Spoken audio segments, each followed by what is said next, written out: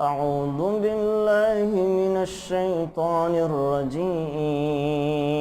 بسم الله الرحمن الرحيم.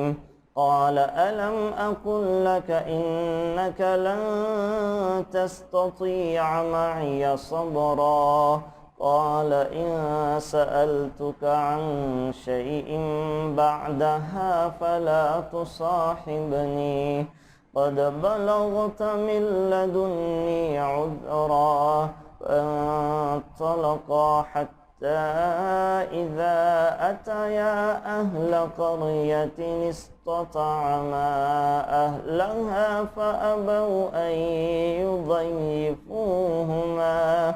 أن يضيفوهما فوجدا فيها جدارا يريد أن ينقض فأقامه قال لو شئت لاتخذت عليه أجرا قال هذا فراق بيني وبينك سأنبئك بتأويل ما لم تستطع عليه صبرا أما السفينة فكانت لمساكين في البحر فأردت أن أعيبها وكان وراءهم ملك يأخذ كل سفينة غصبا صدق اللہ العظیم. بسم اللہ الرحمن الرحیم. آج انشاءاللہ ہمارا 16واں پارہ ہے. 16ویں پارے کے اہم مضامین ہم ذکر کریں گے. 16ویں پارے میں اللہ تعالیٰ سورہ کہف کا بھی کچھ حصہ ذکر کر رہے ہیں، پھر سورہ مریم بھی ہے، اور پھر چل کر وہ سورہ طٰہٰ بھی ہے. تو سورہ کہف کے فضائل کل میں نے ذکر کر دیے تھے، اور سورہ کہف کی جو اتنی فضیلتیں ہیں، اور جو آپ علیہ السلام نے فرمایا ہے کہ سورہ کہف میں اللہ تعالیٰ نے دجال کے فتنوں سے حفاظت کا سامان رکھا ہے. جو ایک جمعہ کو پڑھ لے گا، اگلے جمعے تک اللہ تعالیٰ فتنوں سے اس کی حفاظت فرمائیں گے. ایک نور اللہ اس کے لیے پیدا کر دے گا جو اس کی حفاظت کرے گا. اس کی وجہ کیا ہے؟ اس کی وجہ یہ کہ سورہ کہف ساری کی ساری غیب سے بھری پڑی ہے.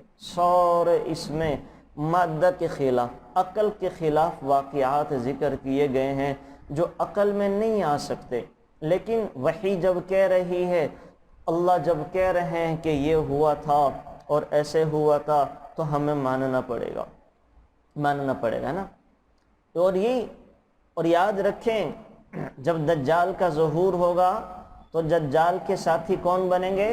دجال کے پیچھے کون چلیں گے؟ جو عقل کو فالو کرتے ہیں، جو صرف عقل کو مانتے ہیں، عقل کی مان کے چلتے ہیں، وہ دجال کو فالو کریں گے. اس لیے کہ دجال ہر وہ کام دکھائے گا جو عقل میں آنے والا ہوگا. غریبوں کو نوازے گا، ہے نا، بنجر زمینوں میں بارش برسائے گا، لوگوں کو وہ خوراک کے خزانے دے دے گا، ہے نا. جو اس کی مان کے چلے گا اس کے مزے ہیں، جو نہیں ماننے گا اس کو وہ سائیڈ پہ لگا دے گا. اور ایک طرف اب وحی ہوگی.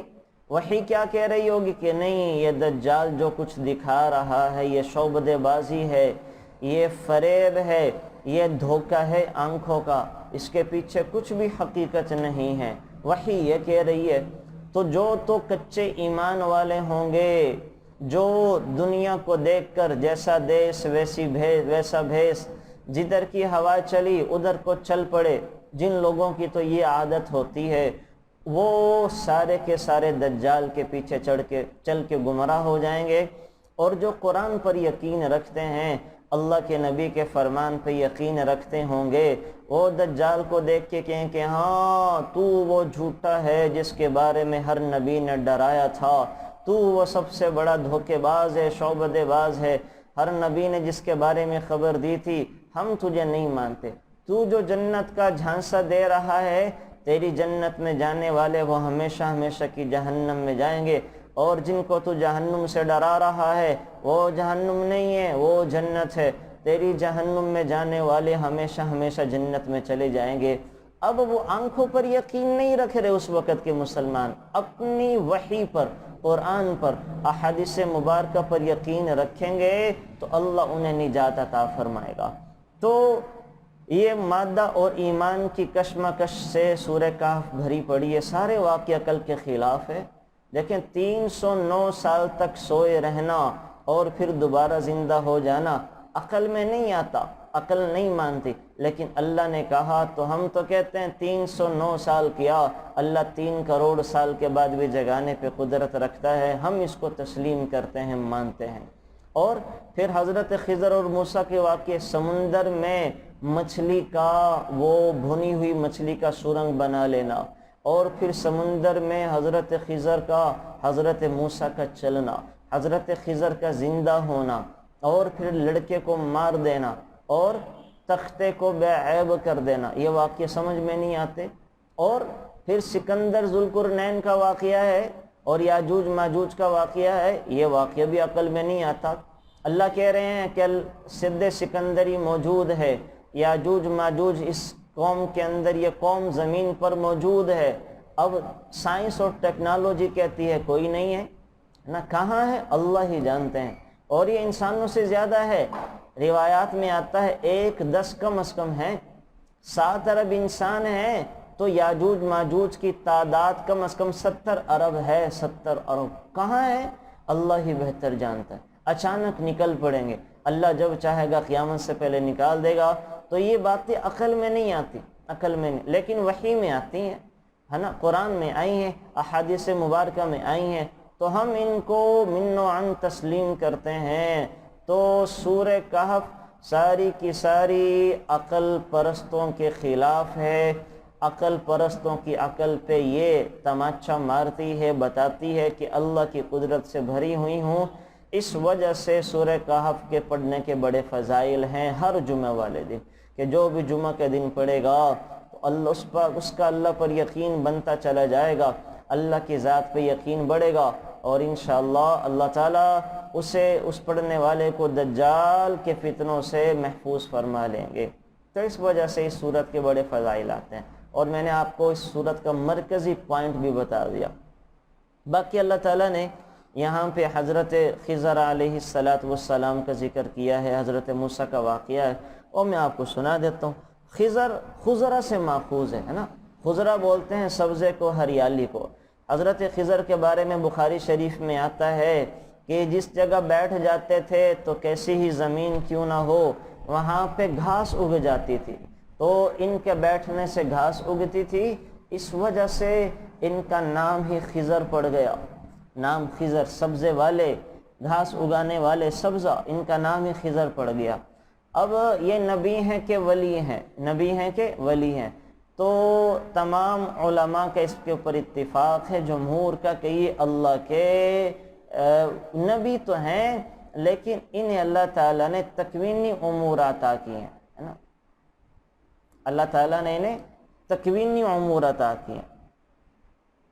نبی تو ہیں یہ، یعنی ان کو خبریں تو آتی ہیں، وحی، اللہ تعالیٰ ان کو غیب کی خبریں بتاتا ہے، اور ان کے ذمہ اللہ تعالیٰ نے یعنی کائنات کا نظام جو چلاتے ہیں، کس کو مارنا ہے، کس کو زندہ کرنا ہے، کہاں کیا کام کرنا ہے، کیا نہیں کرنا، کسی بھولے کو راستہ دکھانا ہے، کسی کو بھلا دینا ہے، اس قسم کے کام اللہ تعالیٰ حضرت خضر علیہ السلام سے لیتے ہیں۔ انسانی شکلوں میں پھرتے رہتے ہیں، اور اس پر بھی علماء کا اتفاق ہے کہ حضرت خضر کی موت نہیں آئی، ہے نا۔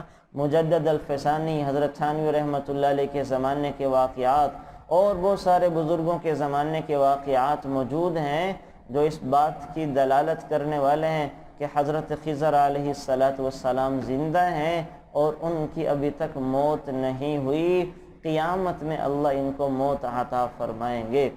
تو بہرحال حضرت خضر کے بارے میں موٹی موٹی سی میں نے بات آپ کو بتا دی ہے، اور یہ بڑے پرانے، یہ حضرت نوح علیہ السلام کے جو بیٹے سام تھے ان کی نسل میں سے یہ اب تک چلے آ رہے ہیں۔ اللہ تعالیٰ نے ان کو بڑی لمبی زندگی عطا کی ہے۔ تو ہوا کیا تھا، حضرت موسیٰ اور حضرت خضر کا واقعہ کیا پیش آیا؟ بخاری و مسلم شریف میں ہیں، آپ علیہ السلام نے فرمایا ایک مرتبہ حضرت موسیٰ علیہ السلام اپنی قوم کو خطبہ دینے کے لیے کھڑے ہوئے، اپنی قوم میں تقریر کر رہے تھے، بیان کر رہے تھے، تو لوگوں نے حضرت موسیٰ سے سوال کیا کہ تمام انسانوں میں سب سے زیادہ علم والا کون ہے نا؟ ظاہر ہے نبی کے ہوتے ہوئے کوئی نبی سے زیادہ بڑا عالم نہیں ہو سکتا، اللہ تعالیٰ نے نبی کو سب سے زیادہ علم عطا کیا ہوتا ہے، تو حضرت موسیٰ علیہ السلام کے علم میں ان سے زیادہ کوئی علم والا نہیں تھا۔ وہ یہ سمجھتے تھے کہ میں موسیٰ ہوں، کلیم اللہ ہوں، اللہ مجھ سے مخاطب ہوتے ہیں، تو کہنے لگے میں سب سے زیادہ علم والا ہوں، ہے نا؟ کہنا چاہیے تھا اللہ اعلم، اللہ ہی بہتر جانتے ہیں، جواب یہ تھا۔ یہ جواب میں نے عرض کیا تھا نا پہلے کہ بڑوں کی چھوٹی چھوٹی غلطیوں کی وجہ سے اللہ آزمائش میں ڈال دیتے ہیں، ہے نا؟ حالانکہ یہ کہنا کوئی عیب نہیں ہے کہ میں سب سے زیادہ علم والا ہوں، ہے نا؟ آپ میں سے اگر کوئی یہاں مجھ سے پوچھے کہ سب سے پڑھا لکھا کون ہے، تو میں کہہ سکتا ہوں کہ سب سے پڑھا لکھا آپ میں ہوں، کیونکہ میں نے یہ پڑھا ہوا ہے، وہ پڑھا ہوا ہے، یہ کورس بھی کیے ہیں، وہ کورس بھی کیے ہیں، تو یہ کوئی جھوٹ نہیں ہے۔ لیکن ہم چونکہ چھوٹے ہیں، شاید ہم پر مواخذہ نہ آئے، اور بڑا جب کوئی غلطی کرے تو اس کی چھوٹی چھوٹی غلطی بھی اگر وہ اللہ کی طرف نسبت نہ کرے، اپنی بات کو نہ کہے، اللہ کی طرف منسوب نہ کرے، اللہ تعالیٰ کی طرف سے آزمائش آ جاتی ہے۔ تو حضرت موسیٰ کو چاہیے تھا کہ وہ کہتے کہ اللہ ہی بہتر جانتے ہیں کون سب سے بڑا عالم ہے، کون سب سے بڑا عالم ہے۔ تو حضرت موسیٰ نے کہہ دیا کہ میں سب سے زیادہ علم رکھنے والا ہوں۔ تو اللہ تعالیٰ نے کہا اچھا چل پھر میرے ایک بندے کے پاس شاگرد بن کے جا، اس کے پاس سفر کر، اور وہ تجھ سے زیادہ علم رکھنے والا ہے نا؟ تو اللہ تعالیٰ نے کہا کہ آپ مجمع البحرین پہ جائیں، دو دریاؤں کا سنگم، دو دریاؤں کے ملنے کی جگہ پہ جائیں، وہاں آپ کو میرا بندہ خضر ملے گا، ان کے پاس جائیں، پتہ چلے گا علم کسے کہتے ہیں۔ بہرحال حضرت موسیٰ علیہ السلام نے اللہ تعالیٰ سے عرض کیا کہ یا الہی مجھے ان کا پتہ اور نشانی تو بتا کہ میں ان کے پاس کیسے جاؤں، کیسے فائدہ حاصل کروں۔ اللہ تعالیٰ نے کہا کہ ایک بھنی ہوئی مچھلی اپنی تھیلی میں رکھ لیں اور مجمع البحرین کی طرف سفر کریں، جس جگہ پہنچ کر یہ مچھلی خود بخود گم ہو جائے اور دریا میں چلی جائے، بس وہی میرے بندے خضر کی جگہ ہے۔ حضرت موسیٰ علیہ السلام نے اپنے خادم خاص حضرت یوشع بن نون کو اپنے ساتھ لیا اور اپنی تھیلی اور زنبیل میں مچھلی بھون کے رکھ لی اور چل دیے۔ جب وہ پہنچے دو دریاؤں کے ملنے کی جگہ پہ، جو سالوں سال سے ایسے ہی چلتا آ رہا ہے، یہ بحیرہ فارس اور بحیرہ روم ہے نا؟ یہ بحیرہ فارس اور بحیرہ روم ہیں، یہ دونوں ایک جگہ جا کے جمع ہو جاتے ہیں۔ تو سفر کے دوران ایک پتھر کے پاس پہنچ کر حضرت موسیٰ علیہ السلام اس پر سر رکھ کر لیٹ گئے کہ اچانک مچھلی حرکت میں آئی اور زنبیل سے نکل کر دریا میں اس نے دوڑ لگا دی۔ اللہ تعالیٰ نے وہاں پانی کو روک دیا اور مچھلی نے اس جگہ پہ سرنگ بنا کے دوڑ لگا دی۔ یہی وہ جگہ تھی جہاں کا اللہ تعالیٰ نے کہا تھا۔ تو حضرت موسیٰ علیہ السلام آرام فرما رہے تھے، حضرت یوشع بن نون یہ سارا منظر دیکھ رہے تھے، اور خیال آیا کہ ابھی موسیٰ کو نہیں جگاتا، جب یہ بیدار ہوں گے تو بتا دوں گا کہ مچھلی تو چل پڑی نا، مچھلی تو نکل پڑی ہے اور یہ حضرت خضر کی جگہ ہے۔ لیکن حضرت موسیٰ جب بیدار ہوئے تو حضرت خضر بتانا بھول گئے، ہے نا؟ اور اس جگہ سے آگے ایک دن اور ایک رات کا اور سفر کیا۔ ابھی اللہ نے بھلایا تھا، اللہ کی حکمتیں تھی وہ آگے آ جائیں گی، کہ اللہ تعالیٰ بتانا چاہ رہے انسان اپنی ذات میں کچھ بھی نہیں ہے، جب تک میں کسی کو یاد نہ کرواؤں کوئی یاد نہیں رکھ سکتا، کسی کو بھلوانا چاہوں تو بھلا سکتا ہوں۔ تو حضرت یوشع بس اس انتظار میں تھے موسیٰ جاگتے ہیں تو بتاتا ہوں۔ دیکھیں انسان کے ذمے کوئی کام اس کا استاد پیر بڑا کوئی لگا دے تو وہ بھولتا نہیں ہے، لیکن حضرت خضر کو اللہ نے فوراً بھلا دیا۔ یہ اللہ تربیت کرنا چاہتے تھے، بتانا یہاں سے اٹھے، ایک دن ایک رات کا سفر کیا۔ جب دوسرے دن کی صبح ہوئی تو حضرت موسیٰ نے یوشع سے کہا میں کافی تھک چکا ہوں، میرا ناشتہ لے کر آؤ۔ آپ علیہ السلام نے فرمایا کہ اس سے پہلے حضرت موسیٰ کو تھکاوٹ بھی محسوس نہیں ہوئی تھی، اس سے پہلے بڑا لمبا سفر کیا، تھکے کوئی نہیں۔ اپنی منزل مقصود سے آگے جب چلے ہیں تو تھکاوٹ محسوس ہو گئی۔ تو حضرت موسیٰ نے کہا کہ کھانا لے کر آؤ۔ حضرت یوشع کہنے لگے کہ اوہو، وہ تو جہاں ہم نے ٹھہراؤ کیا تھا وہیں وہ مچھلی رکھی تھی، اس نے نکل کر تھیلے سے سمندر میں دوڑ لگا دی، بس شیطان نے مجھے بھلا دیا، اور مچھلی نے تو اپنا راستہ وہیں پہ بنا لیا۔ شیطان نے مجھے وہ جگہ وہ بھلوا دیا کہ میں آپ کو یاد کرواؤں۔ حضرت موسیٰ نے کہا چلو پھر وہی جگہ تلاش کرتے، وہاں چلتے ہیں۔ تو دونوں اپنے نشان پر وہاں آئے، تو جس جگہ پہ یہ لیٹے تھے اس جگہ کو انہوں نے پا لیا اور وہیں آ کر یہ بیٹھ گئے۔ اب جب اس پتھر کے قریب پہنچے تو دیکھا ایک شخص اس کے پاس سر سے پاؤں تک چادر تانے ہوئے لیٹا ہے۔ حضرت موسیٰ علیہ السلام نے اسی حالت میں سلام کیا تو وہ بیٹھا ہوا وہ خضر تھے۔ تو حضرت خضر نے فرمایا اس جنگل میں سلام کہاں سے آ گیا؟ اس پر حضرت موسیٰ نے کہا کہ میں موسیٰ ہوں۔ تو حضرت خضر نے کہا کہ موسیٰ کون سے؟ بنی اسرائیل والے؟ فرمایا کہ ہاں میں موسیٰ بنی اسرائیل ہوں، اور اس لیے آیا ہوں کہ آپ مجھے وہ خاص علم سکھا دیں جو اللہ تعالیٰ نے آپ کو عطا کیا ہے۔ حضرت خضر کہنے لگے انک لن تستطیع معی صبرا، اے موسیٰ تو میرے ساتھ رہ کے صبر نہیں کر سکے گا، وہ علم تجھے آئے گا نہیں، علم کے لیے صبر کرنا پڑتا ہے۔ پہلا نقطہ بتایا اللہ تعالیٰ نے ہمیں قیامت تک کے لوگوں کو کہ جو دین کا علم ہوتا ہے اس کے لیے بڑا صبر کرنا پڑتا ہے، بڑے پاپڑ بیلنے پڑتے ہیں، آسانی سے نہیں آتا۔ دنیا کا علم آسانی سے آ جاتا ہے، اس کے لیے آپ بیمار ہو گئے چھٹی کر لیں، اگلے سمیسٹر میں کر لیں گے۔ آپ جو ہیں اور کوئی مسئلہ بن گیا تو آپ کوئی بات نہیں اپنا سمیسٹر فریز کروا لیں، لیکن دین کے لیے آپ کا نہیں دل چاہ رہا کوئی بات نہیں، نہ جائیں، پیپر تو دینے، ڈگری تو لینی ہے، مل جائے گی۔ جبکہ دین کے علم میں ایسا نہیں ہوتا۔ دین کے علم میں اس کے اپنے ادب آداب بھی ہیں، طور طریقے بھی ہیں، اس کی اپنی روایات بھی ہیں، وہ ادب آداب کے بغیر آتا کوئی نہیں ہے، طور طریقوں کے سیکھے بغیر دل کے اندر یہ جگہ بناتا کوئی نہیں ہے۔ تو علم دین کے اپنے طور طریقے ہیں، ہے نا، اپنے طور طریقے ہیں۔ تو حضرت موسیٰ سے کہہ رہے ہیں انک لن تستطیع معی صبرا، کہ آپ صبر نہیں کر سکیں گے، آپ سے نہیں سیکھا جائے گا یہ۔ حضرت موسیٰ کہنے لگے، بلکہ حضرت خضر نے کہا اے موسیٰ میرے پاس ایک علم ہے جو اللہ تعالیٰ نے مجھے دیا ہے، وہ آپ کے پاس نہیں ہے، اور جو آپ کو دیا وہ میرے پاس نہیں ہے، اس لیے آپ سے صبر نہ ہو سکے گا۔ حضرت موسیٰ نے کہا ستجدنی انشاءاللہ صابرا ولا اعصی لک امرا، انشاءاللہ تو مجھے صبر کرنے والوں میں سے پائے گا اور میں تیرے حکم کے خلاف نہیں کروں گا۔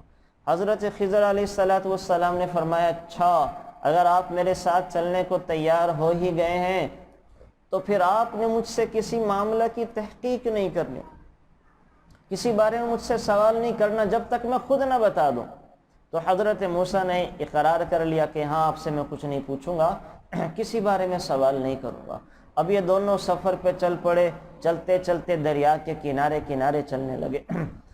پھر چلتے چلتے کشتی آئی، تو کشتی آ کے رکی تو کشتی والوں سے کشتی پر سوار ہونے کی بات چیت شروع کی۔ ان لوگوں نے حضرت خضر کو پہچان لیا اور بغیر کرائے کے کشتی پر سوار کر لیا۔ سوار ہوتے ہی حضرت خضر علیہ السلام نے ایک کلہاڑی سے کشتی کا ایک تختہ نکال دیا۔ حضرت موسیٰ سے رہا کوئی نہیں گیا، کہنے لگے ان لوگوں نے بغیر کرائے کے ہمیں سوار کیا اور آپ نے احسان کا بدلہ یہ دیا کہ ان کی کشتی کو توڑ ڈالا تاکہ سارے ڈوب جائیں، یہ تو آپ نے بڑا غلط کیا۔ حضرت خضر نے کہا دیکھا میں نے کہا تھا نا تو صبر نہیں کر سکے گا، تو میرے ساتھ نہیں چل سکے گا۔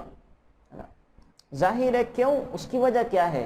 حضرت موسیٰ کے پاس تھا شریعت کا علم، ہے نا، شریعت کا علم وہ فیصلہ کرتا ہے ظاہر کو دیکھ کر، اور حضرت خضر کے پاس تھا تکوینی علم.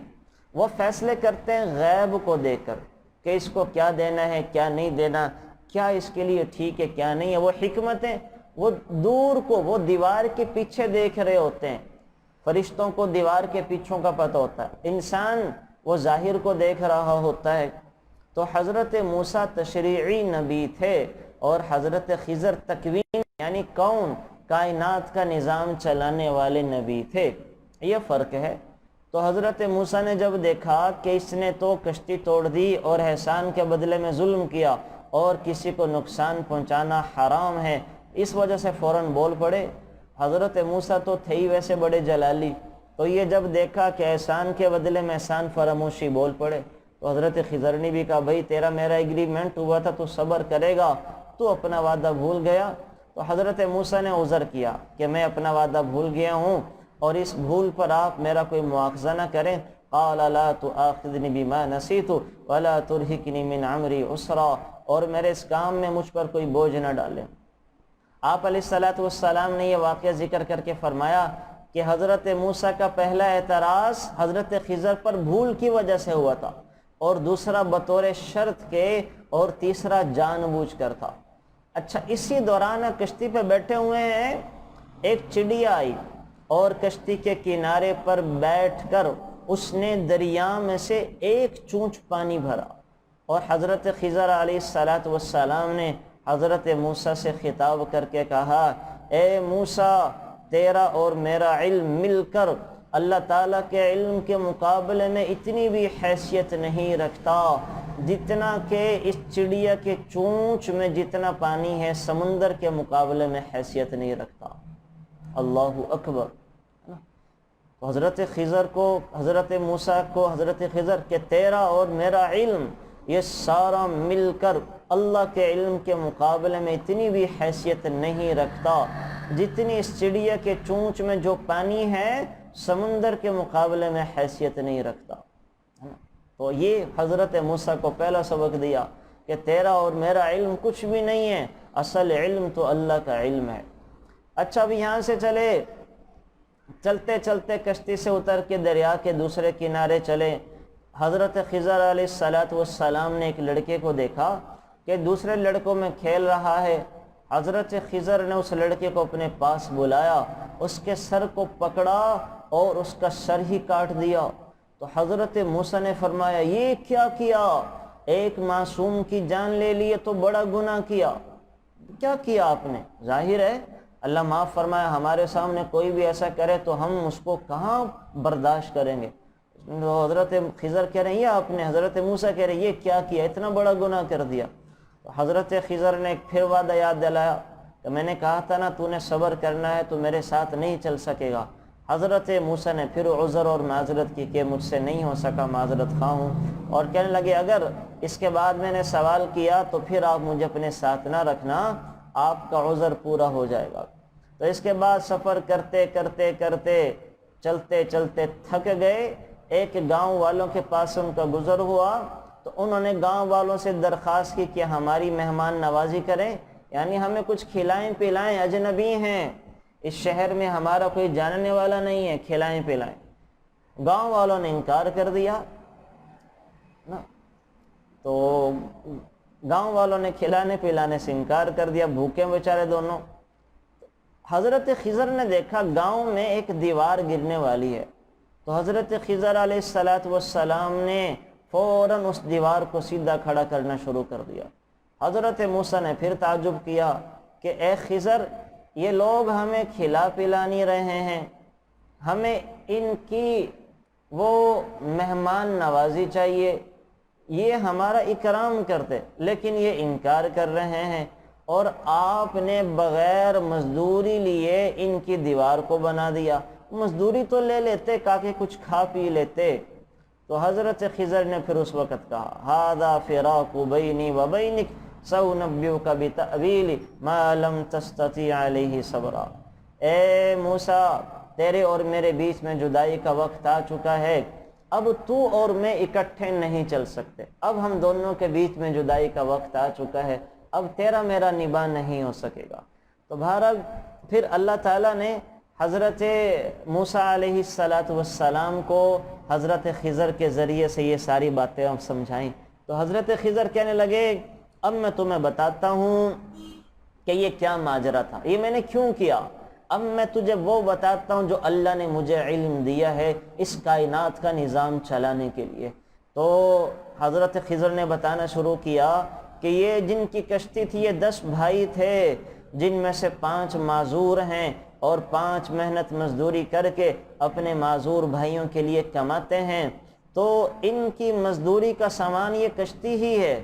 کوئی ایک کبھی کس کشتی کو چلاتا ہے، کبھی دوسرا، کبھی تیسرا، کبھی چوتھا، کبھی 5واں، اس کشتی کو چلا چلا کے یہ اپنا گزارا کرتے ہیں۔ یہ سارے غریب ہیں، اور دریا کی دوسری طرف جو ہم آج جا رہے تھے وہاں ایک ظالم بادشاہ رہا کرتا تھا جو لوگوں سے زبردستی ان کی اچھی کشتیاں چھین لیتا تھا۔ اگر ہم کشتی کو صحیح سلامت دریا کے دوسرے پار لے جاتے، ظالم بادشاہ ان سے کشتی چھین لیتا، ان لوگوں کا روزگار ختم ہو جاتا، تو میں نے ان کا روزگار بچانے کے لیے ان کی کشتی کو عیبدار کر دیا، عیبدار بنا دیا، تاکہ ظالم بادشاہ ان سے کشتی چھین نہ سکے اور چھوڑ دے۔ اب اللہ کی شان دیکھیں، حضرت موسیٰ فائدہ سمجھ رہے ہیں کشتی کو صحیح سلامت رہنے میں، اور حضرت خضر فائدہ سمجھ رہے ہیں، اور واقعتاً فائدہ کس میں تھا؟ کشتی کے عیبدار ہو جانے میں۔ اللہ کی حکمتیں ہوتی ہیں، بس اوقات ہمارے ساتھ بھی ایسے معاملے پیش آ جاتے ہیں کہ ہم اپنا فائدہ سمجھ رہے ہوتے ہیں ظاہر میں، لیکن اللہ کے لیے فائدہ کچھ اور مقصود ہوتا ہے، ہم بے صبرے ہو جاتے ہیں۔ تو اللہ کی حکمتوں سے ہمیں وہ پیچھے نہیں ہٹنا چاہیے، اللہ کی حکمتوں پہ نظر ہونی چاہیے۔ تو بہرحال حضرت موسیٰ نے حضرت موسیٰ کو بتایا خضر نے کہ کشتی کو عیبدار کرنے کا مقصد اصل میں ان کو بچانا تھا۔ اور پھر آگے چل کر اس لڑکے کو کیوں قتل کیا؟ لڑکے کو اس وجہ سے قتل کیا کہ ماں باپ لڑکے سے بڑی محبت کرتے تھے، اکلوتا بیٹا تھا، ان کی پیدائش پر بہت خوش ہوئے، اور اگر یہ لڑکا بڑا ہو جاتا تو یہ بڑا ہو کر نافرمان بھی بنتا اور کافر بھی بنتا، اور اس کے ماں باپ کو اس سے بڑی محبت تھی، اس کی محبت میں وہ بھی کفر اختیار کرتے، اور اللہ نہیں چاہتا تھا کہ اس کے ماں باپ کافر بنے، اس لیے کہ ماں باپ تو بڑے نیک ہیں، بڑے اچھے ہیں، لیکن یہ بچہ یہ دنیا کے چکروں میں پڑ کے ماں باپ کو بھی کافر بنا دیتا، تو اس وجہ سے ہم نے بچے کو مروا دیا۔ اب بچہ مرا تو جنت میں چلا گیا، ماں باپ بھی بچ گئے، ماں باپ بھی بچ گئے کفر سے، اور جو ان سے لیا تھا تو دیا بھی ہے۔ دیا کیا ہے؟ پھر روایات میں آتا ہے کہ اللہ تعالیٰ نے ان کو ایک بیٹی دی، بیٹی لڑکی عطا کی، اور اس لڑکی سے اللہ تعالیٰ نے 2 نبی پیدا کیے، 2 نبی، اللہ کی حکمت دیکھیں۔ بچہ ماں باپ کو کافر بنانے پہ تلا ہوا تھا، اور اللہ تعالیٰ اس بچے کے ماں باپ کو نبیوں کی نانی بنانا چاہ رہے تھے، نبیوں کی نانی، نبیوں کا نانا۔ اللہ کی قدرت ہے، اللہ کی قدرت ہے۔ تو بہرحال لڑکے کو اس وجہ سے قتل کے یہ بتا دے، یہ حضرت خضر علم بتا رہے ہیں، چھپا ہوا علم، وہ پوشیدہ علم سکھا رہے ہیں، بتا رہے ہیں۔ تیسرا حضرت خضر نے بتایا کہ دیوار کو کیوں درست کیا؟ اصل میں دیوار جو تھی یہ تھی یتیم بچوں کی، اور دیوار کے نیچے کچھ تختیاں تھیں جو اس کے باپ نے مرنے سے پہلے دیوار کے نیچے چھپا دی تھی، اور حضرت عثمان بن عفان رضی اللہ تعالیٰ عنہ سے روایت ہے کہ حضور نے فرمایا اس سونے کی تختی پر تھی جس پر کچھ نصیحت لکھی ہوئی تھی، اس پہ لکھا تھا تعجب اس شخص پر جو تقدیر پر ایمان رکھتا ہے پھر بھی غمگین ہوتا ہے۔ دوسری نصیحت لکھی تھی تعجب اس شخص پر جو رزق کا ذمہ اللہ تعالیٰ کو ٹھہراتا ہے پھر ضرورت سے زیادہ مشقت اور فضول قسم کے کام کرتا ہے، اور تعجب اس شخص پر جو موت پر ایمان رکھتا ہے پھر بھی خوش و خرم زندگی گزارتا ہے، اور تعجب اس شخص پر جو آخرت پر یقین رکھتا ہے پھر بھی غفلت میں رہتا ہے، اور تعجب ہے اس شخص پر جو دنیا کو اور اس کے انقلابات کو جانتا ہے اور پھر بھی مطمئن ہو کر بیٹھا رہتا ہے۔ اور تو آخر میں لکھا تھا لا الہ الا اللہ محمد الرسول اللہ، ہے نا، اس تختی پر یہ چیزیں لکھی ہوئی تھی۔ تو تختی پر جب یہ لکھا ہوا تھا تو حضرت خضر حضرت موسیٰ کو بتا رہے ہیں کہ یہ تختی وہ سونے کی تھی اور نیچے خزانہ بھی تھا، اس بچے کے ماں باپ نیک تھے، یتیم بچہ ہے، اگر یہ دیوار گر جاتی لوگ آ کر خزانہ نکال لیتے، لیکن ہم نے اس بچے کو اس کے ماں باپ کی نیکی کی وجہ سے نوازنا تھا کہ بچے کے ماں باپ بڑے نیک ہیں، بچے کے ماں باپ نیک تھے تو ہم نیکوکاروں کی اولاد کو ضائع نہیں کیا کرتے۔ وَكَانَ أَبُوهُمَا صَالِحًا، اس کے ماں باپ بڑے نیک تھے اور نیکوکاروں کی اولاد کو ضائع نہیں کرتے۔ روایات میں آتا ہے یہ جو اللہ کہہ رہے ہیں کہ اس کے ماں باپ نیک تھے اور ماں باپ کی نیکی اس کی نسل کے کام آئی، روایات میں آتا ہے کہ جو ماں باپ نیک تھے نا یہ اس کے 7ویں نسل کے دادا دادی تھے، 7ویں نسل کے، اس کے سگے ماں باپ نہیں، اس لیے کہ عربی میں دادا دادی کو بھی ماں باپ کہا جاتا ہے۔ 7ویں نسل کے اس یتیم بچے کے دادا دادی نیک تھے، جن کی نیکی اللہ 7ویں نسل کے پوتے کو دکھا رہے ہیں، ہے نا، یہ اللہ فضل فرماتے ہیں۔ اور روایات میں آتا ہے انسان کوئی گناہ کرتا ہے 7ویں نسل تک اس کا اثر جاتا ہے، کوئی نیکی کرتا ہے اللہ 7ویں نسل تک اس نیکی کا اثر باقی رکھتے ہیں اور دکھاتے ہیں۔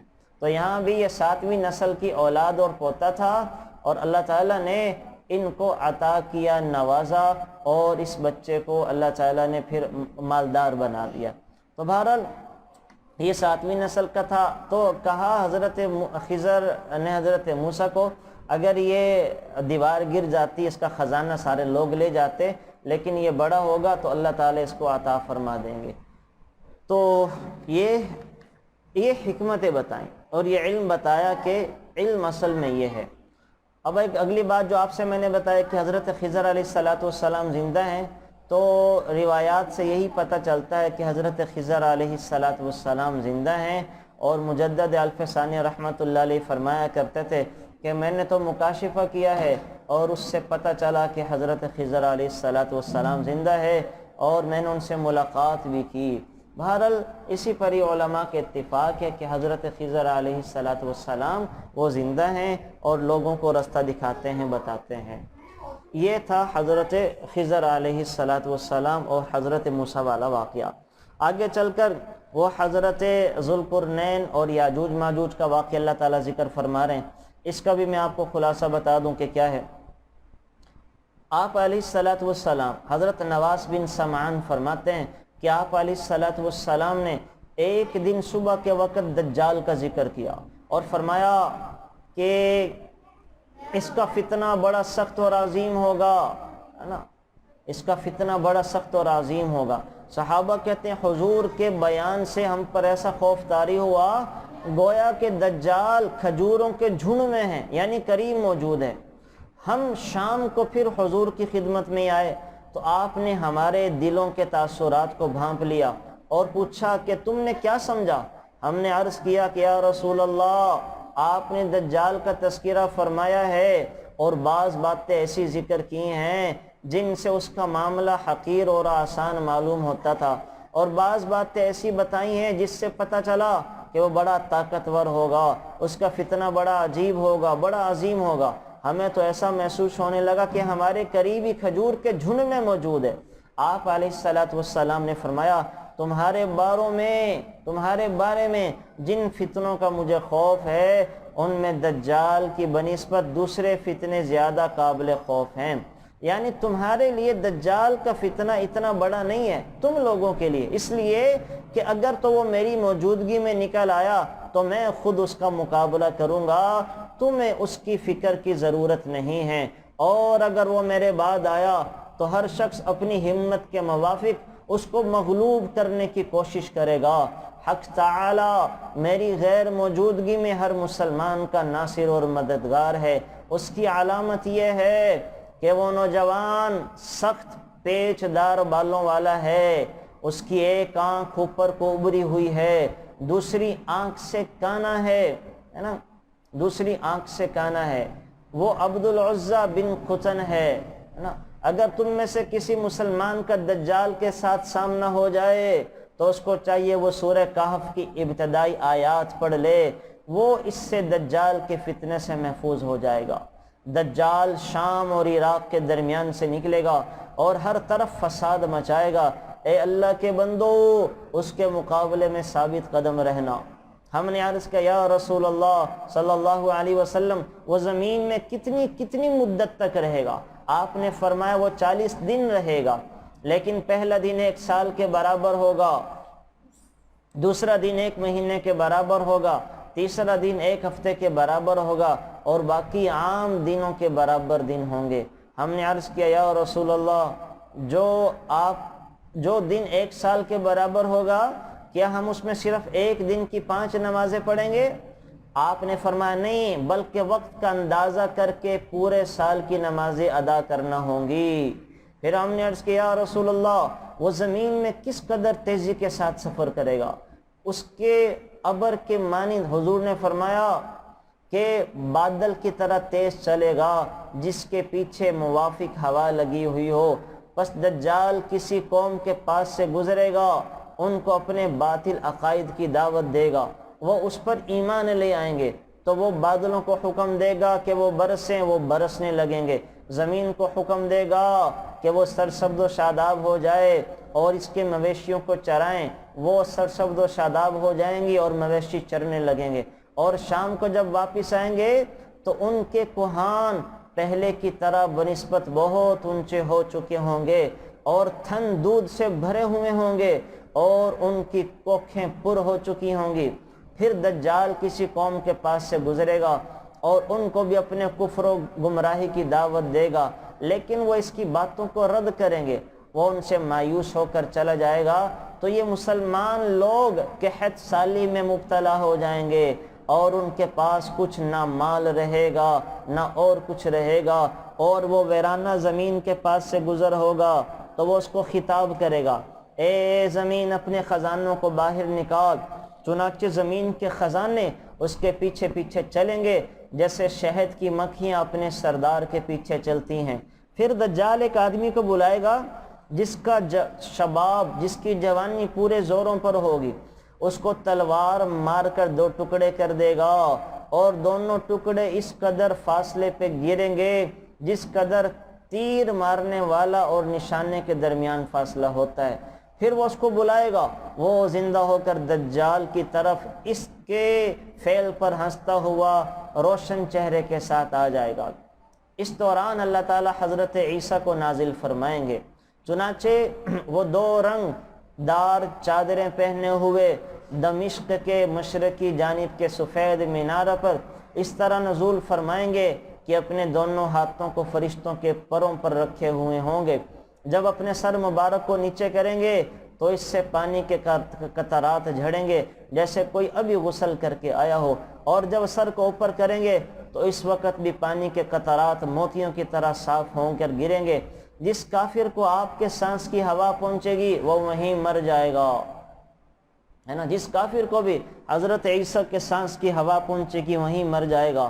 اور آپ کا سانس اس قدر دور تک پہنچے گا جس قدر دور آپ کی نگاہ جائے گی۔ حضرت عیسیٰ علیہ السلام دجال کو تلاش کریں گے یہاں تک کہ آپ اسے باب اللد پر جا پکڑیں گے، ہے نا، اسرائیل میں جو ہے باب اللد پر جا پکڑیں گے۔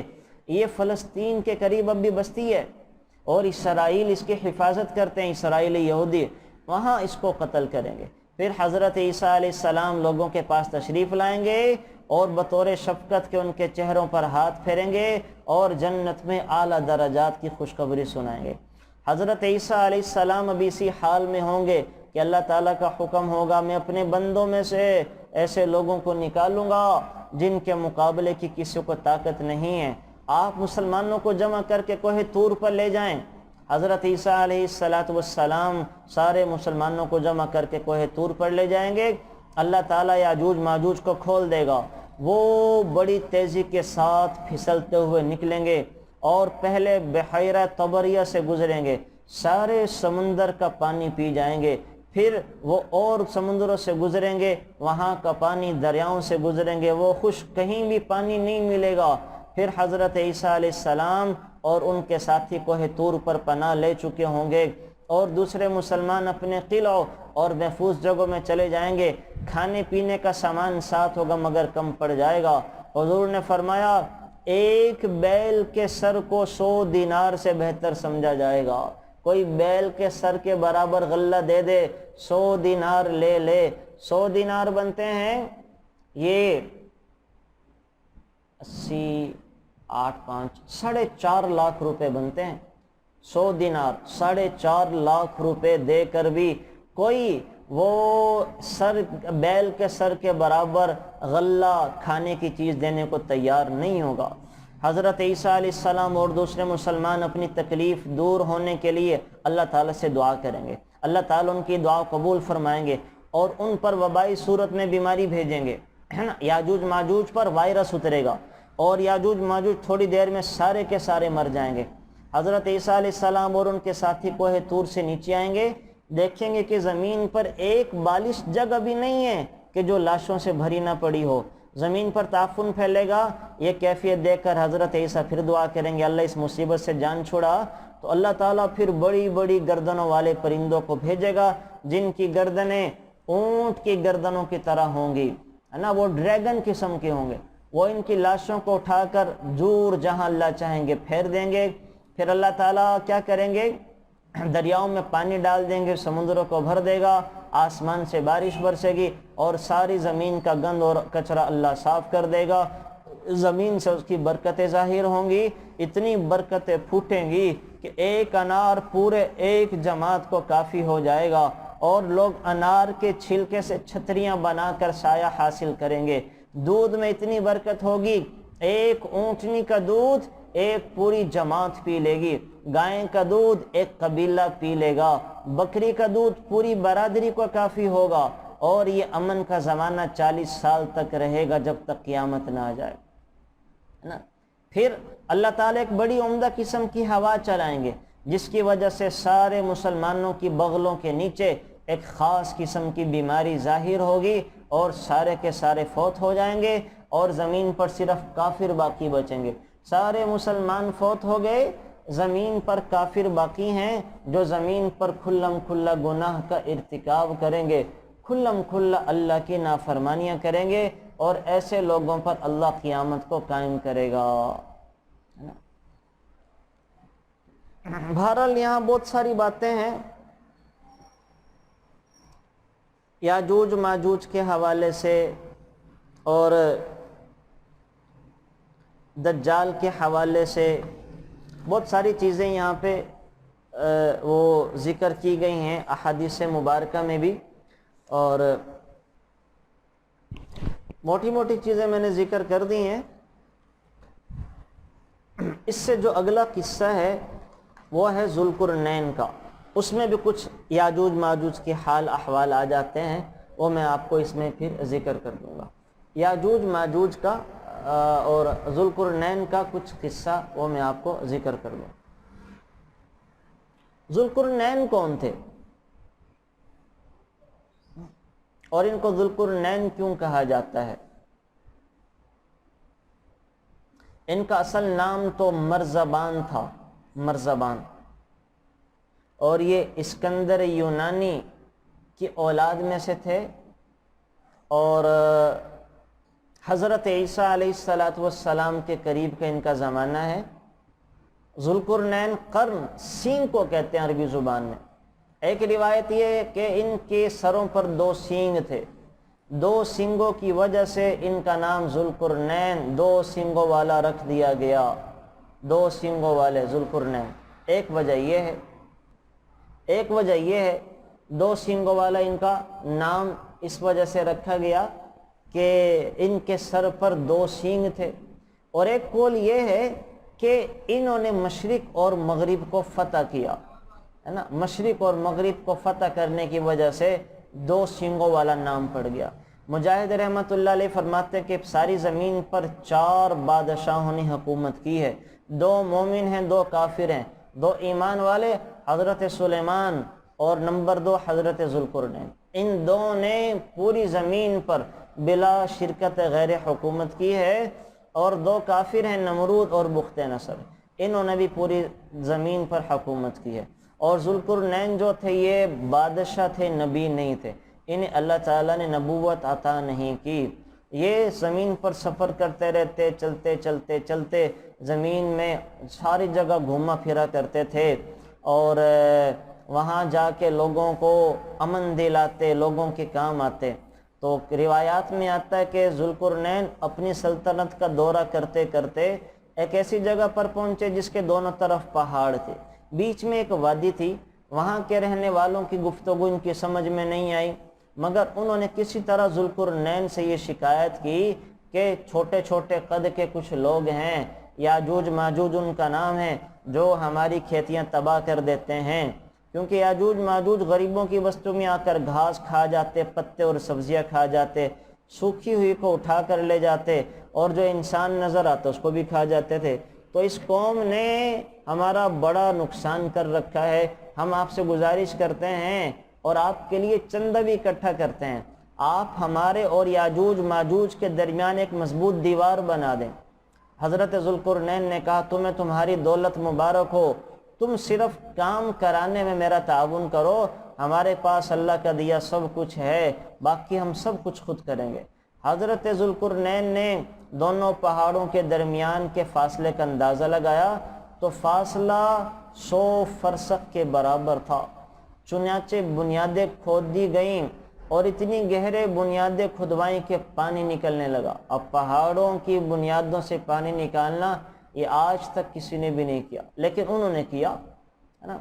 جب 50 فرسخ تک بنیادیں کھود لی گئیں، 50 گز تک، اور اس بنیاد کا بھراؤ بڑی بڑی چٹانوں سے کیا گیا، اور اس کا گارا پگھلے ہوئے تانبے کا بنایا گیا، اور وہ دیوار ایسی تیار ہو گئی تانبے کی، گویا کہ زمین کے اندر سے تانبے کا پہاڑ نکل رہا ہو، اس طرح سے بنائے۔ پھر کیا کیا؟ اس کو مزید ٹھوس کرنے کے لیے پیتل بھی چڑھا دیا، پیتل سے نقش و نگار کر دیے گئے۔ اس کے بعد یاجوج ماجوج اس دیوار کی چکنی ہونے کی وجہ سے نہ تو اس پہ چڑھ سکتے تھے نہ سوراخ کر سکتے تھے، چونکہ بڑی مضبوط تھی۔ چنانچہ ایک طرف دیوار اور دوسری طرف سے سمندر کے درمیان ان کو قید کر دیا گیا، اور وہ اب تک اسی جگہ قید ہیں۔ اور اللہ تعالیٰ نے مچھلیوں کو ان کی خوراک بنایا ہے، جو بہار کے موسم میں ان پر بارش کی طرح برستی ہیں۔ اور بعض علماء نے سانپ کو کہا کہ اللہ تعالیٰ نے سانپ کو ان کی خوراک بنایا ہے۔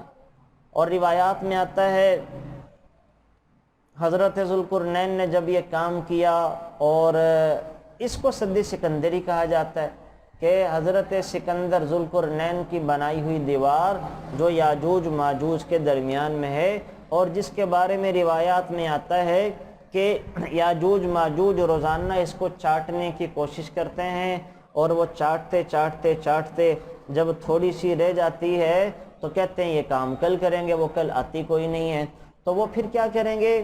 اپنے بچے کا نام انشاءاللہ رکھیں گے، انشاءاللہ بچے کا نام رکھ کر وہ بھی دیوار کو چاٹنے میں ان کے ساتھ لگا ہوگا، تو پھر وہ کہیں گے چل انشاءاللہ کل کریں گے، بس یہ جھوٹ موٹ کے انشاءاللہ کہنا ہوگا۔ اگلے دن اللہ تعالیٰ سد سکندری کو بند توڑ دیں گے اور یہ ساری مخلوق باہر نکل آئے گی، اور جو میں نے بتایا کہ سارے سمندروں کا پانی، دریاؤں کا پانی درختوں کو کھا پی جائیں گے، زمین پر کسی چیز کو نہیں چھوڑیں گے، اور پھر ایک دوسرے کے اوپر یہ کھڑے ہو کر آسمان کے قریب جانے کی کوشش کریں گے، کہیں گے ہم نے زمین والوں کو فتح کر لیا ہے، اب آسمان والوں کو فتح کرنے کے لیے چلتے ہیں۔ تو آسمان پر چڑھ کے ایک تیر اوپر ماریں گے تو اللہ تعالیٰ ان کے تیر کو رنگین کر کر زمین پر اتارے گا، اور جب تیر ان کا رنگین ہو کر زمین پر اترے گا تو یہ کہیں گے کہ آج ہم نے آسمان والوں کو بھی فتح کر لیا۔ اب یہ آرام سے بیٹھے ہوں گے تو ادھر حضرت عیسیٰ اور مسلمان دعا کریں گے، اللہ ان کی دعا کی برکت سے ان پر وائرس بھیجے گا جس سے یہ مریں گے، اور پھر ڈریگن آ کے بڑے بڑے جانور اور پرندے ان کی لاشوں کو اٹھا کے دور کہیں ڈال دیں گے۔ بہرحال یہ واقعہ یہاں پہ اللہ تعالیٰ نے ذکر کیے ہیں۔ اچھا جی، آگے پھر سورہ مریم ہے۔ سورہ مریم میں حضرت مریم علیہ السلام کا واقعہ ذکر کیا ہے۔ حضرت مریم کے واقعے سے پہلے حضرت زکریا کی دعا ہے، وہ کہنے لگے قال رب انی وہن العظم منی واشتعل الرأس شیبا ولم اکن بدعائک رب شقیا۔ اے میرے اللہ، مجھ پر تو بڑھاپا آ چکا ہے۔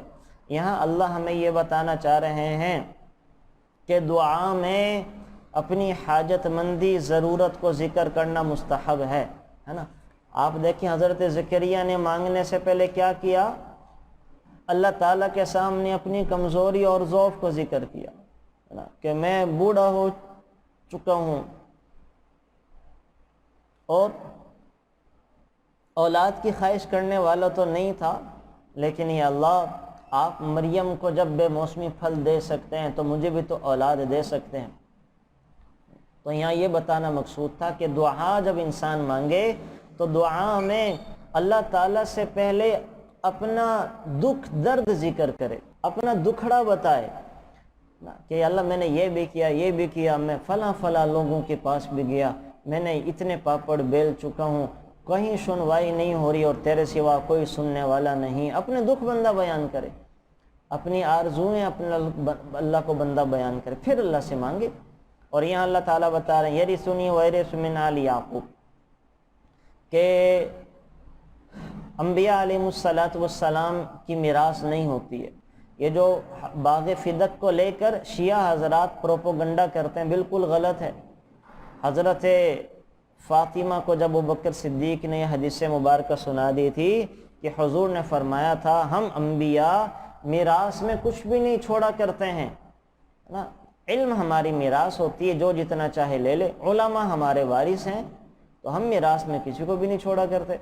اسی وجہ سے حضور کی میراث تقسیم نہیں ہوئی۔ تو یہاں اللہ تعالیٰ ان آیات کے اندر میراث کا ذکر بھی فرما رہے ہیں۔ اور آگے چل کر حضرت ادریس کا قصہ ہے، حضرت وذکر فی الکتاب ادریس، کہ حضرت ادریس کا آپ تذکرہ کریں۔ نوح علیہ السلام سے 1000 سال پہلے حضرت ادریس تھے۔ اللہ تعالیٰ نے ان کے اوپر 30 صحیفے اتارے ہیں، ان کو علم نجوم کا اور ریاضی کا بڑا ماہر بنایا تھا، اور سب سے پہلے انسان ہیں جنہوں نے قلم سے لکھنا اور کپڑا سینا ایجاد کیا، اور ان سے پہلے لوگ جانوروں کی کھال استعمال کرتے تھے، انہوں نے لباس استعمال کرنا شروع کیا ہے نا۔ تو بہرحال اللہ تعالیٰ نے ان کو کیا کیا؟ آسمانوں پر زندہ اٹھا لیا۔ 2 نبی آسمانوں پر زندہ ہیں، حضرت عیسیٰ علیہ السلام اور حضرت ادریس کو بھی اللہ تعالیٰ نے آسمانوں پر زندہ اٹھایا ہوا ہے۔ وَرَفَعْنَاهُ مَكَانًا عَلِيًّا۔ اس کے بعد چل کر اللہ تعالیٰ بتا رہے ہیں فَخَلَفَ مِن بَعْدِهِمْ خَلْفٌ، پھر ان کے بعد ایسے لوگ آئے نا خلف، اضاعوا الصلاۃ، جنہوں نے نماز کو ضائع کیا، واتبعوا الشہوات، اپنی خواہشات کے پیچھے چل پڑے، فسوف یلقون غیا، سو یہ دیکھ لیں کہ گمراہی میں پڑے ہوئے ہیں، گمراہی میں۔ یہاں اللہ تعالیٰ نماز کے ضائع ہونے کو بڑی بری بات ذکر کر رہے ہیں۔ حضرت عمر فاروق رضی اللہ تعالیٰ عنہ تو ایسے تھے کہ سب گورنروں کے پاس یہ ہدایت لکھا کرتے تھے، میرے نزدیک تم میں سب کاموں سے زیادہ اہم نماز ہے، تو جو شخص نماز کو ضائع کرتا ہے وہ دوسرے دین کے حکام کو بھی ضائع کر دے گا۔ حضرت حذیفہ نے ایک شخص کو دیکھا کہ نماز کے آداب اور تعدیل ارکان میں کوتاہی کر رہا ہے، تو اس سے دریافت کیا کہ تم کب سے یہ نماز پڑھتے؟ اس نے کہا 40 سال سے۔ حضرت حذیفہ نے فرمایا تم نے ایک بھی نماز نہیں پڑھی، اگر تم اسی طرح کی نمازیں پڑھتے ہوئے مر گئے تو یاد رکھو تم فطرت محمد کے خلاف مرو گے، دین محمدی کے خلاف مرو گے اگر تم اس طرح نمازیں پڑھتے پڑھتے مر گئے۔ تو ایک تو ہمیں نمازیں بھی پڑھنی ہے، دوسرا صحیح نمازیں پڑھنی ہے کہ ہماری نمازوں میں غلطی نہ ہو، اعتدال میں اپنی نمازیں سکھائیں۔ مرد تو علماء حضرات کو سکھائیں، خواتین کسی ایسی خاتون کو جس نے صحیح سے نماز پڑھنا سیکھی اس کو سکھا کر اپنی نماز درست کریں کہ کہاں پہ ہاتھ رکھنے ہیں، کہاں پہ باندھنے ہیں، رکوع کیسے کرنا ہے، سجدہ کیسے کرنا ہے، اور نماز کے اندر کیا کیا ہم نے پڑھنا ہے، تجوید تھوڑی سی ٹھیک کر لیں ورنہ کیا کہہ رہے ہیں اللہ کے نبی کہ 40 سال تک بھی ایسی نماز پڑھی جائے تو اللہ قبول نہیں کریں۔ آپ علیہ الصلوۃ والسلام نے فرمایا اس شخص کی نماز نہیں ہوتی جو نماز میں اقامت نہ کرے، ہے نا، مراد جو رکوع اور سجدہ اچھی طرح سے نہ کرے اس کی نماز نہیں ہوتی، نماز نہیں ہوتی۔ تو بہرحال نماز کے ضائع کرنے والوں کو بڑی سخت قسم کی سزا سنائی جا رہی ہے۔ اس کے بعد حضرت موسیٰ علیہ السلام اپنے بھائی حضرت ہارون کے لیے دعا کر رہے ہیں۔ میں نے عرض کیا تھا نا کہ جو دعا کسی بھائی نے کسی کے لیے کی ہے وہ سب سے اچھی حضرت موسیٰ نے حضرت خضر کے لیے کی ہے۔ اور پہلی کیا تھی؟ حضرت موسیٰ اپنے لیے بھی مانگ رہے ہیں، رب شرح لی صدری، رب شرح لی صدری، اے اللہ میرا سینہ کھول دے، میرا سینہ کھول دے کہ میں کاموں میں سست نہ پڑوں، میرے اندر برداشت پیدا ہو جائے، میرے اندر حوصلہ پیدا ہو جائے۔ وَيَسِّرْ لِي أَمْرِي، اے اللہ میرے کاموں کو آسان کر دے، اس لیے کہ جب تک اللہ آسان نہ کرے تو کوئی کام آسان نہیں ہو سکتا۔ اللہ کے آسان کرنے سے آسان ہوتا ہے، اور اللہ جس کام کو مشکل بنا دے وہ پھر اس کو کوئی آسان نہیں کر سکتا۔ بس اوقات ہم دیکھتے ہیں چھوٹے چھوٹے کام اڑ جاتے ہیں، ہوتے نہیں ہیں، اور کبھی کبھی بڑے بڑے کام بھی وہ نکل جاتے ہیں، آنن فانن اللہ کر دیتا ہے نا۔ تو حضرت موسیٰ یہ دعا کر رہے ہیں، رب شرح لی صدری ویسر لی امری واحلل عقدۃ من لسانی یفقہوا قولی، میرے زبان کی گرہ کھول دے تاکہ لوگ میری بات سمجھنے لگیں۔ زبان کی گرہ کہاں سے لگی؟ اصل میں حضرت موسیٰ کی زبان میں لکنت تھی۔ لکنت ہوا کیا تھا کہ حضرت موسیٰ علیہ السلام جب حضرت آسیہ کے پاس آئے ہیں، رہنے لگے ہیں، تو فرعون کا اور حضرت آسیہ کی اولاد نہیں تھی، تو حضرت آسیہ نے ضد کر کے حضرت موسیٰ کو اپنے پاس رکھا، بیٹا بنا لیا، اور حضرت آسیہ حضرت موسیٰ کی تربیت کرنے لگیں۔ تو چھوٹے ہوتے ہوئے اچھا فرعون کو شک تو تھا کہ یہ موسیٰ کہیں وہی بچہ نہ ہو جو میری حکومت گرانے کا سبب بنے گا، میری حکومت گرانے کا سبب بنے گا، یہ کہیں وہی بچہ نہ ہو۔ اس کا میں آپ کو ذرا مزید تفصیل سے بتاتا ہوں۔ پھر تو فرعون نے حضرت موسیٰ کو اپنی گود میں لیا ہوا تھا، تو حضرت موسیٰ نے فرعون کی داڑھی پکڑ لی اور منہ پہ تھپڑ کھینچ کے مارا۔ جب یہ کیا تو فرعون غصے میں آ گیا، فرعون غصے میں آ گیا، اور غصے میں آ کر اس نے حضرت موسیٰ کو قتل کرنے کا ارادہ کر لیا۔ حضرت آسیہ بیچ میں آ گئیں کہ نہیں، بچہ ہے، بچے تو ایسا کر جاتے ہیں، بچے تو داڑھی پکڑ بھی لیتے ہیں، تھپڑ مار بھی دیتے ہیں کوئی۔ تو فرعون نے کہا اچھا پھر اس کا ہم امتحان لیتے ہیں۔ تو فرعون نے تجربہ کرانے کے لیے ایک وہ ٹرے منگوائی، اس میں آگ بھی رکھ دی، انگارے، اور ایک طرف اس نے موتی جواہرات رکھ دیے۔ تو فرعون چاہ رہا تھا کہ پتہ کرتے ہیں کہ یہ بچہ ہے یا سمجھدار ہے۔ تو روایات میں آتا ہے کہ جب حضرت موسیٰ علیہ السلام نے ہاتھ بڑھانا چاہا تو موتی اٹھانا چاہے، لیکن حضرت جبرائیل نے حضرت موسیٰ کا ہاتھ پکڑ کے انگاروں پہ رکھ دیا، اور حضرت موسیٰ نے انگارے اٹھا کے منہ میں ڈال دیے، ہے نا۔ حضرت موسیٰ نے انگارے اٹھا کے منہ میں ڈالے، جس کی وجہ سے ان کی زبان جل گئی، اور اسی دن سے زبان کے اندر لکنت پیدا ہو گئی۔ تو فرعون سمجھ گیا اور اس کو یقین آ گیا کہ اس نے جو موسیٰ نے یہ کیا ہے میرے ساتھ جان بوجھ کر نہیں کیا، بلکہ بچپنے میں کیا ہے۔ اگر جان بوجھ کے کرتا تو یہ موتی اٹھاتا، انگارے نہ اٹھاتا۔ تو حضرت جبرائیل نے کہ یہاں بھی دیکھیں آپ اللہ کی قدرت، اللہ تعالیٰ حضرت موسیٰ کو چھوٹا نقصان پہنچا کے بڑا فائدہ دینا چاہتے تھے۔ زبان میں لکنت پیدا کر دی لیکن نبوت دینا چاہتے تھے، نہ زبان میں لکنت پیدا کرتے نہ ہی یہ بادشاہ کے گھر میں رہتے، فرعون کے عین ممکن تھا کہ قتل کروا دیتے۔ تو اللہ تعالیٰ نے کیا کیا، ہم کہہ سکتے ہیں بڑے نقصان سے بچانے کے لیے چھوٹی آزمائش میں ڈال دیا، زبان میں لکنت پیدا کروا کے گردن کٹوانے سے بچا لیا۔ فرعون تو گردن کاٹنے والا تھا، لیکن اللہ تعالیٰ نے زبان میں لکنت پیدا کروا کے، زبان جلوا کے وہ کیا کیا، وہ گردن کٹوانے سے بچا لیا۔ تو بہرحال اللہ کی حکمتیں، تو اس کے لیے حضرت موسیٰ دعا کر رہے تھے کہ وَاحْلُلْ عُقْدَةً مِّن لِّسَانِي يَفْقَهُوا قَوْلِي، اللہ میری زبان کی گرہ کھول دے تاکہ لوگ بات آسانی سے سمجھ سکیں۔ اور یہ بڑا مجرب وظیفہ بھی ہے۔ جس بچے کی زبان میں لکنت ہو، جو بچہ 4 سے 5 سال تک نہ بولے، تو میں اس کو یہی وظیفہ بتاتا ہوں، ہمارے بڑوں سے چلا آ رہا ہے کہ وَاحْلُلْ عُقْدَةً مِّن لِّسَانِي يَفْقَهُوا قَوْلِي، 17 دفعہ اس کو پڑھنا ہوتا ہے، اور کشمش میں دم کر کے دیتا ہوں، اس کے اوپر بندہ دم کر دے، اور صبح خالی پیٹ یہ دعا 17 دفعہ پڑھ کے بچے کے دائیں ہاتھ پہ دم کر دی جائے، بچہ اپنا دایاں ہاتھ چاٹ لے اور 7 کشمش دم کی ہوئی کھا لے، تو انشاءاللہ جو بولتا نہیں ہے وہ بولنا شروع کر دے گا۔ جس کی زبان میں رکنت ہے اللہ تعالیٰ سلاست پیدا فرما دیں گے، روانی آ جائے گی۔ تو بہرحال یہاں اللہ تعالیٰ نے یہ کیا حضرت موسیٰ کے بارے میں۔ آگے چل کر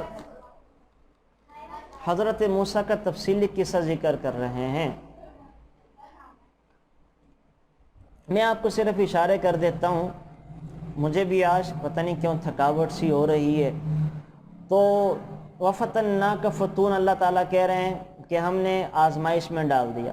آزمائش کیا تھی؟ ابن عباس فرماتے ہیں کہ میرے شاگرد میرے پاس آئے اور آ کر کہنے لگے کہ موسیٰ کا قصہ تو سناؤ۔ تو ابن عباس نے کہا کہ لمبا قصہ ہے، صبح کو آنا تو بتلا دوں گا۔ جب اگلے دن صبح ان کے شاگرد گئے تو ان کے شاگرد کہتے میں نے ابن عباس سے کہا کہ کل کا وعدہ یاد ہے نا، تو اس کو پورا کرو۔ ابن عباس نے کہا تو پھر سنو۔ ایک روز فرعون اور اس کے ساتھیوں میں سے اس بات کا ذکر آیا کہ اللہ تعالیٰ نے حضرت ابراہیم سے وعدہ فرمایا تھا کہ ان کی اولاد میں انبیاء اور بادشاہ پیدا فرما دیں گے۔ تو بعض لوگوں نے کہا کہ ہاں بنی اسرائیل تو اس کے منتظر ہیں، جس میں ان کو ذرہ بھی شک نہیں ہے کہ ان کے اندر کوئی نبی اور رسول پیدا ہوگا۔ اور پہلے ان لوگوں کا خیال تھا کہ وہ یوسف بن یعقوب ہیں۔ جب ان کی وفات ہو گئی تو کہنے لگے کہ ابراہیم کا وعدہ ہے وہ اس کے مصداق نہیں ہے۔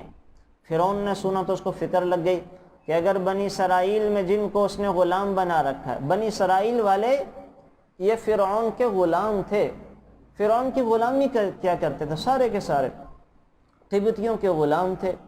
تو بنی اسرائیل، فرعون کو فکر لگے اگر بنی اسرائیل کو جن کو میں نے اپنا غلام بنا رکھا ہے کوئی نبی اور رسول پیدا ہو گیا تو وہ ان کو مجھ سے آزاد کرائے گا، اس لیے اس نے اپنے ساتھیوں سے کیسے بچنے کا راستہ کیا ہے۔ تو یہ لوگ آپس میں مشورہ کرنے لگے، اس بات پر اتفاق ہوا کہ بنی اسرائیل میں جو بھی لڑکا پیدا ہوگا اس کو ذبح کر دیا جائے گا۔ تو اس نے اپنے سپاہی مقرر کر دیے جن کے ہاتھوں میں چھریاں ہوتی تھیں، اور وہ بنی اسرائیل کے ایک ایک گھر میں جا کر دیکھتے کہ وہ لڑکا تو نظر نہیں آ رہا، جو لڑکا نظر آتا اس کو قتل کر دیا جاتا، جو جہاں پر کوئی بچہ پیدا ہونے کی خبر ملتی اس کو قتل کر دیتے تھے، ذبح کر دیتے تھے۔ تو جب حضرت موسیٰ پیدا ہوئے تو حضرت موسیٰ کی والدہ نے کیا کیا؟ حضرت موسیٰ کی والدہ نے پیدا ہوتے ہی حضرت موسیٰ کو ایک جھولے میں ڈال کے دریا میں بہا دیا۔ دریا میں بہایا تو یہ دریا فرعون کے محل کے نیچے سے چلتا تھا، چلتے چلتے چلتے یہ جھولا جب وہاں پہنچا ہے تو فرعون کی بیوی حضرت آسیہ اپنے محل کی چھت سے دیکھ رہی تھی کہ کچھ چلتا آ رہا ہے۔ خادماؤں سے کہا دیکھو کیا ہے؟ خادماں نے اٹھا کر لائے تو کہا تو بچہ ہے۔ حضرت آسیہ کے دل میں اللہ تعالیٰ نے حضرت موسیٰ کی محبت کو بھر دیا۔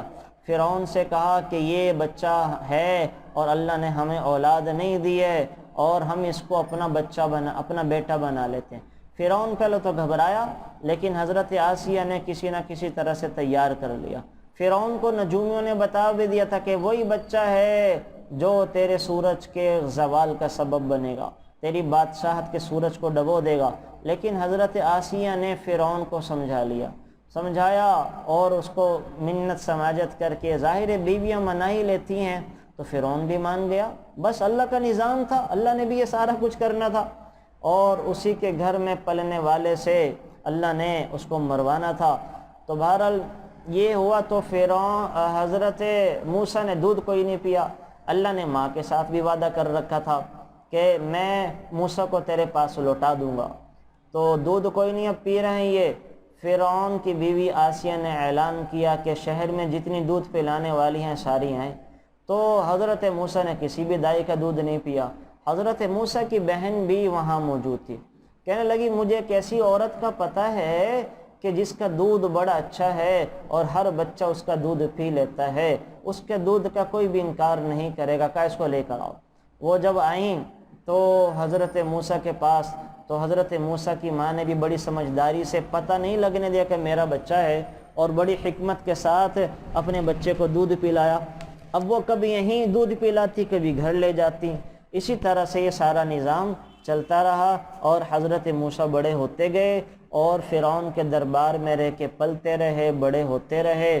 اور اسی طرح سے وہ پھر جو بچپن میں حضرت موسیٰ نے فرعون کی داڑھی کھینچی، وہ واقعہ بھی پیش آیا، چونکہ یہ شہزادے تھے۔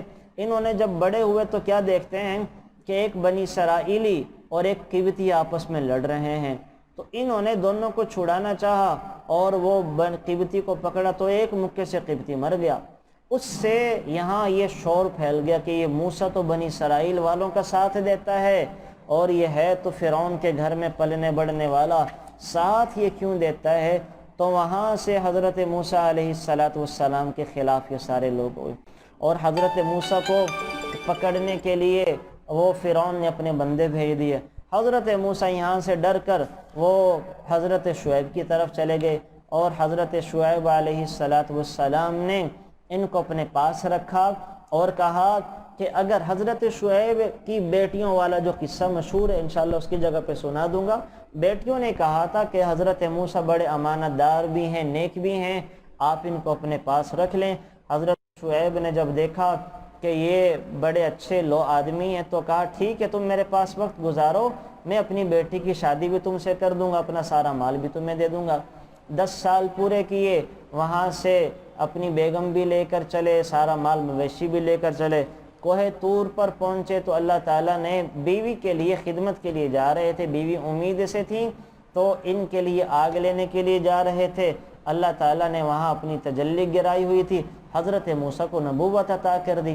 اور اسی سے یہ بات آپ نے سنی ہوگی، مشہور ہے کہ انسان کو عبادت سے جنت ملتی ہے لیکن خدمت سے خدا ملتا ہے۔ لوگوں کی خدمت کرنے سے، لوگوں کے کام آنے سے اللہ اپنا تعلق، اپنا قرب عطا فرماتے ہیں۔ تو وہاں سے نبوت ملی، نبوت ملنے کے بعد دوبارہ حضرت موسیٰ علیہ السلام یہاں فرعون کے پاس آئے، اور اب تو نبی بن کر آئے ہیں، اپنے معجزے دکھائے ہیں، اور یہاں اللہ تعالیٰ نے پھر حضرت موسیٰ علیہ السلام اور فرعون کے درمیان جو واقعات ہیں وہ کئی دفعہ پیش آ چکے ہیں۔ اور یہاں پھر وہ آپ کو پتہ ہے ایک واقعہ، بس یہ ذکر کرتا چلوں کہ حضرت موسیٰ جب کوہ طور پر گئے ہیں اللہ سے ہم کلام ہونے کے لیے، چلہ کاٹنے کے لیے، تو پیچھے سامری یہ حضرت موسیٰ علیہ السلام کے رشتہ داروں میں سے تھا۔ تو اس سامری نے بڑا تیز تھا، ذہین تھا، اور اس کو بڑی سمجھ بوجھ تھی چیزوں کی۔ اور یہ جو سامری تھا نا، یہ کون تھا؟ جب یہ پیدا ہوا تو فرعون کی طرف سے تمام بنی اسرائیل کے لڑکوں کے قتل کا حکم جاری تھا۔ اس کی ماں کو بھی خوف ہوا، سامری کی ماں کو، کہ فرعونی سپاہی اس کو قتل کر دیں گے، تو بچے کو اپنے سامنے قتل ہوتا دیکھنے کی مصیبت برداشت نہیں کر سکتی تھی، تو اس کی ماں نے یہ کیا کہ سامری کو جنگل کے ایک غار میں چھوڑ کر آ گئی، اور اوپر سے غار کو بند کر دیا، کبھی کبھی جا کے دیکھا کرتی تھی۔ ادھر اللہ تعالیٰ نے کیا کیا؟ جبریل امین کو اس کی حفاظت اور غذا دینے کے لیے بھیج دیا۔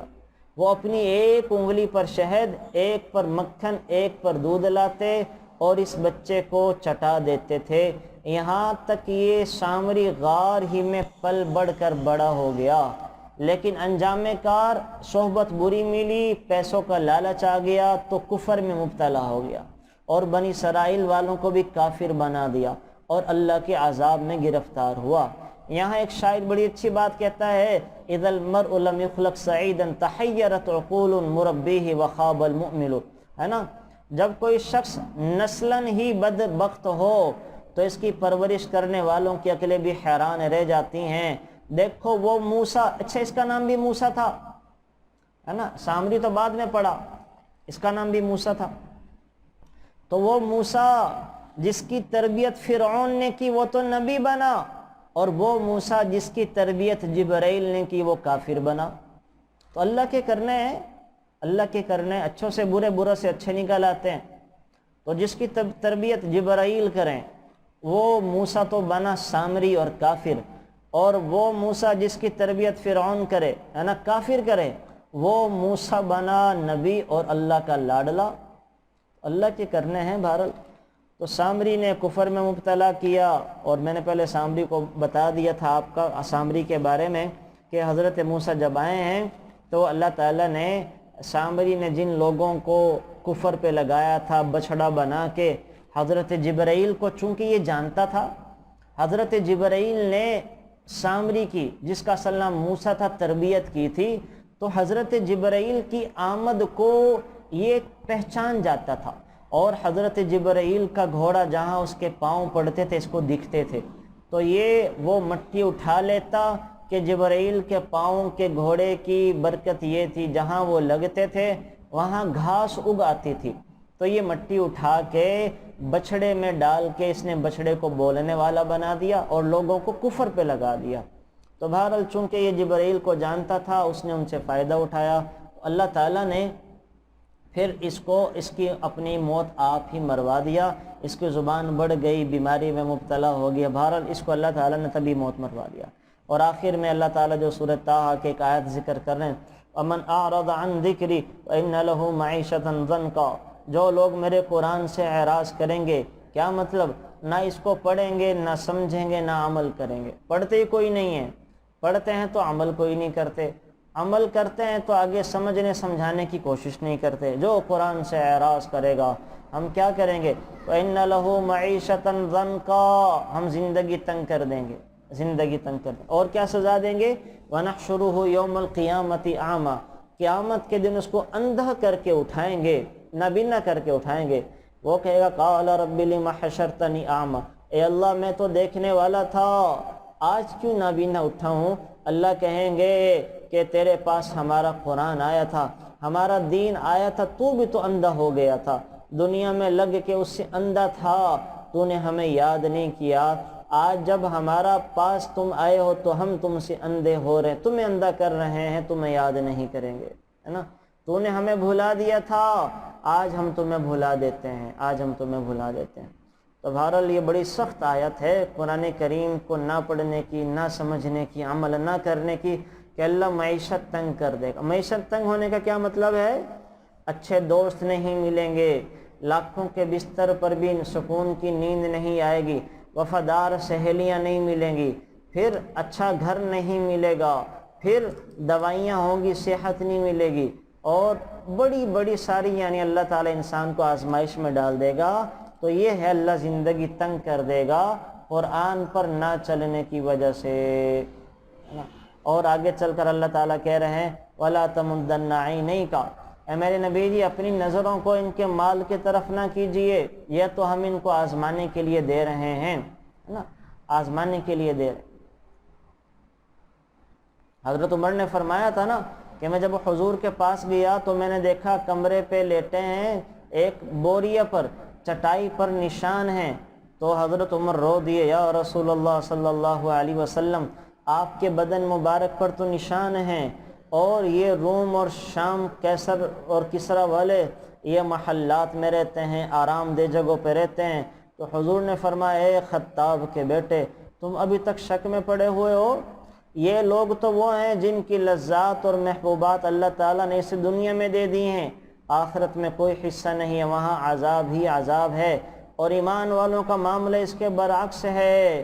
یہی وجہ ہے کہ آپ علیہ الصلوۃ والسلام کو دنیا طلبی کی بالکل حاجت اور ضرورت نہیں تھی، ہے نا، بلکہ فرمایا میں تم لوگوں کے بارے میں جس چیز سے سب سے زیادہ ڈرتا ہوں وہ دنیا کی زیب و زینت ہے، کہ وہ کھول دی جائے گی اور لوگ گمراہ ہو جائیں گے، لوگ گمراہ ہو جائیں گے۔ اور آخری آیت میں وَأْمُرْ أَهْلَكَ بِالصَّلَاةِ وَاصْطَبِرْ عَلَيْهَا، اے میرے نبی جی میں آپ کو حکم کرتا ہوں آپ نماز پڑھیں یا گھر والوں کو نماز پڑھ لگوائیں، ہم رزق کموانا نہیں چاہتے، دنیا میں ہم نے دنیا کمانے نہیں بھیجا، دنیا میں آخرت بنانے بھیجا ہے۔ آپ علیہ الصلوۃ والسلام نے فرمایا اے آدم کی اولاد تو میری عبادت کے لیے اپنے آپ کو فارغ کر لے، میں تیرے دل کو غنا سے بھر دوں گا، ہے نا، تیرے سارے کام بنا دوں گا، تیری محتاجی دور کروں گا۔ اگر تو نے اپنے آپ کو ایسا نہیں کیا، تو نے اپنے آپ کو میرے کاموں کے لیے فارغ نہیں کیا، نہ نماز پڑھی، نہ قرآن پڑھا، نہ قرآن سنا، نہ قرآن کو سمجھا، نہ دین سیکھنے کے لیے اپنے گھروں سے نکلے، تو کیا کر دوں گا، میں تیرے سینے کو شغلوں سے، کاموں سے بھر دوں گا اور تیری محتاجی بھی دور نہیں کروں گا، یعنی تیرے کئی کام نکلوا دوں گا، تجھے چکروں میں ڈال دوں گا، ہے نا، نہ ہوتے بھی تو پریشان رہے گا، تجھے میں دنیا میں ایسا پھنساؤں گا تو نکل نہ سکے گا، اور جتنا مال بڑھتا جائے گا تیری حرص بھی اتنی ہی بڑھتی چلی جائے گی، اس لیے تو ہمیشہ ہمیشہ محتاج رہے گا، تو محتاج ہو جائے گا، محتاج۔ آپ دیکھیں کتنے لوگ ہیں جو دنیا میں کرتے کرتے شہری کوئی نہیں ہوتے، اب وہ جب شہری کوئی نہیں ہوتے، نہ کھانے کے رہے، نہ پینے کے رہے، نہ دین کے رہے، نہ دنیا کے رہے، کوئی بھی کام نہیں کر پاتے، ہے نا، بالکل بیکار اور ضائع ہو جاتے، نہ نمازوں کا وقت، نہ حج عمرے کا وقت، نہ روزے کا وقت، نہ اور وقت، دنیا دنیا دنیا، تو نہ دنیا استعمال کر پاتے، نہ آخرت استعمال کر پاتے ہیں، تو کیا ہوتا ہے، نہ خدا ہی ملا، نہ وصال صنم، نہ ادھر کے رہے نہ ادھر کے رہے، تو یہ گھاٹے کا سودا کرتے ہیں۔ تو اللہ تعالیٰ قرآن کریم میں واضح فرما رہے ہیں ہم نے آپ کو دنیا میں پیسے بنانے، رزق کمانے کے لیے نہیں بھیجا، ہاں ضرورت کی بقدر کماؤ، حاصل کرو، لیکن دین کو نہ چھوڑو، دنیا میں تم دین بنانے کے لیے گئے ہو، اپنے کام کو اندر لگے رہو تو میں دنیا آسان کر دوں گا، اگر دنیا میرے کے دین نہیں بناؤ گے میں دنیا مشکل کر دوں گا، دنیا مشکل۔ تو اللہ تعالیٰ نے یہاں پہ کافی ساری چیزیں ذکر کی ہیں، اللہ تعالیٰ مجھے آپ کو عمل کی توفیق نصیب فرمائے۔ کوئی کسی کا سوال بات ہے تو پوچھ لے، ورنہ بس پھر دعا کرتے ہیں۔ Thanks for watching. Please subscribe, like, share Mufti Sufyan.